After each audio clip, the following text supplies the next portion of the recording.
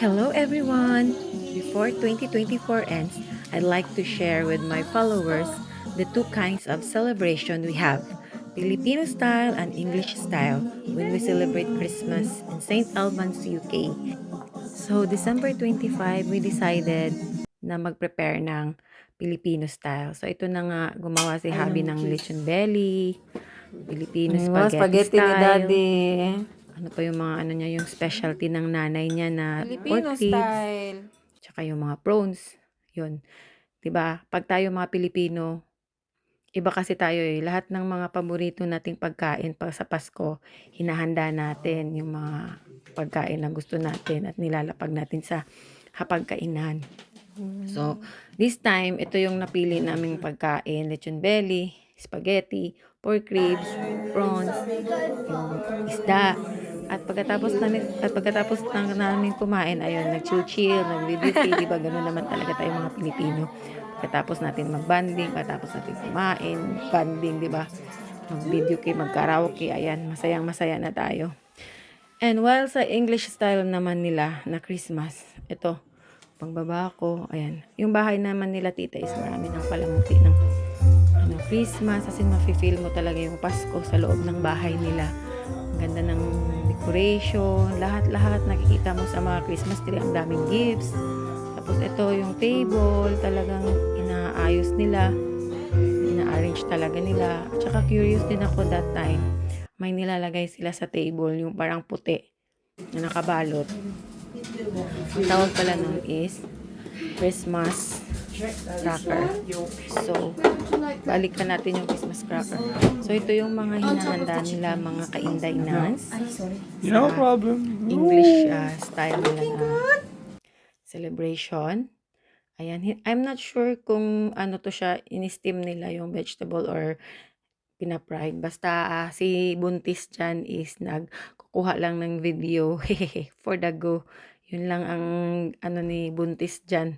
Trabaho, taga-kuha, taga-filming sa kanila. So, Queenie and Mark, yung magpinsan, ayan, nagtutulungan sila mag-plating para sa dinner namin mamaya. Ito naman is sinicelebrate namin siya sa December 26. Since December 25, Filipino style kami. Tapos December 26, ayun, English style. Ayan. So, sobrang nakaka-amaze at saka ang saya kasi na-experience ko yung ganitong klaseng English tradition nila kung paano sila mag-celebrate ng Pasko dito sa UK. Ayan. So, sobrang inayos talaga nila. Siyempre, hindi wala yung mga prosecco nila or mga wine sa table. Talagang always nandun talaga. We have also sommelier here. Wine at saka prosecco. Ayan, hindi nawawala. Meron talaga sila before sila mag-start mag-dinner. Meron talaga silang mga wine or prosecco ba yun ang nilalagay nila. Ganun. So, ayun na, naka-ready na yung dinner namin para sarap man yan mga kaindayan at kahit walang, di ba tayo mga Pilipino mahilig sa rice? For this time, nabusog ako niyan kahit walang rice mga kaindayan, as in. As in, ganun lang. As in, ano lang siya, chicken, potato, mga vegetable. As in.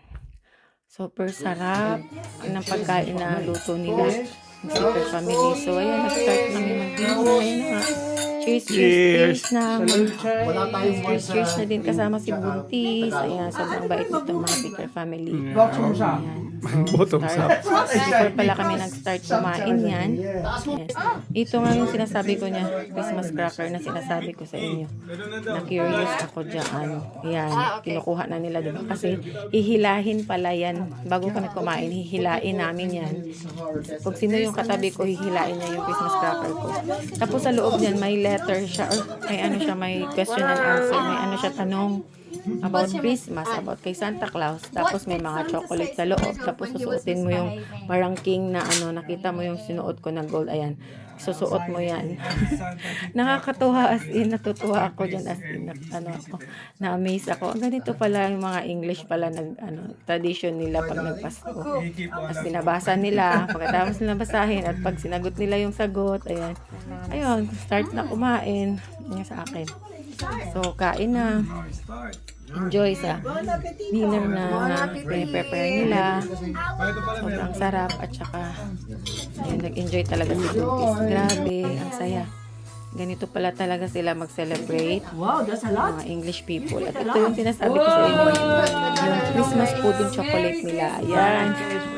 Dessert time. Ayan. Ang galing, no? Ayan. Meron talaga silang ganyan. Ayan. Tinatawag nila na Christmas pudding chocolate. Hindi ako sure kung basta yun yung tinatawag nila. Nilalagyan ng liquor. Tapos ayun, umaapoy na. Miss lang. Siyempre, nakikita naman natin. Pero meron talaga sila nito always. Every Christmas meron silang ganito. Ayan. Tapos yun, share na yung yung desserts. Habang kumakain kami na ng desserts, mga kainday nans, nagsisimula na rin silang magbigay ng mga regalo. Ayan, nakakatuwa. Ayan, nagbibigay na sila ng mga regalo, opening gifts. Ang saya, as in, sobrang saya mga kainday nans. Habang andun kami sa table, ayan, nagre-receive ng mga regalo, nagre-receive sila ng regalo, nag-open sila ng regalo. Sobrang saya. Kahit ganun lang, di ba? Ganun sila mag-celebrate mga kainday dance. As in, mararamdaman mo talaga yung Pasko. Malayo man kami sa family namin. Pero at least, napunan siya. Pero iba pa rin yung kasama mo. Yung buong pamilya mo. Pero nakikita ko sila, apakasaya, di ba? Apakasaya na, at saka apakabait ng family na to. Yung family nila. Tita. Seeker family. So, dyan, busy sila lahat. Bigayan ng mga gifts. Ayan. Everyone is super saya. Siyempre, kasama si Buntis kasi ang rami din na-receive ni Buntis. Ayan, may mga gifts din galing sa amin. Ayan. Siyempre, kami nagbibigay din kami. Hindi nawawala yun. Kasi nga, di ba, Pasko. And it's not about gifts naman. Ang importante dun is, andun kami, reunite as one. Para ramdam talaga namin yung Pasko. Ganun lang mga kainday na gusto ko lang i-share sa inyo kasi nakakatuwa. As in, first time namin ni Habi na mag-attend, mag-join sa Seeker family sa Christmas celebration nila.